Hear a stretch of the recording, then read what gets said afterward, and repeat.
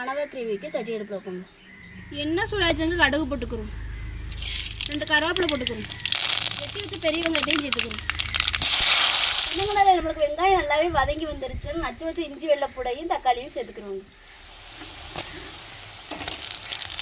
சொன்னங்களே தக்காளி வெங்காயம் இஞ்சி வெள்ளைப்பூலாம் நல்லா வதங்கி வந்துருச்சு. நம்ம சுத்தம் பண்ணி வச்சுருக்கிற கனவையை சேர்த்துக்கிறோங்க.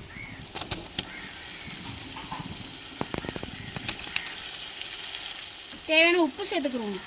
கனவா கொஞ்சம் நேரம் வெந்து வந்துருச்சு. நம்ம மசாலா சேர்த்துக்கிறோங்க. சொந்தங்களே நீங்களுமே கனவா நின்று சமைக்கையில் ஒரு சொட்டு தண்ணி கூட ஊற்றாதீங்க, இதிலே தண்ணி விடும். இப்போ நான் தண்ணி விட்டுருக்கிறது நீங்களே பாருங்களேன். பாருங்க சொந்தங்களே, தண்ணி ஊற்றாமே கனவா இந்த மசாலையிலே வெந்து வந்துருச்சு. இப்போ தான் நம்ம மசாலையை சேர்க்க போகிறோம்.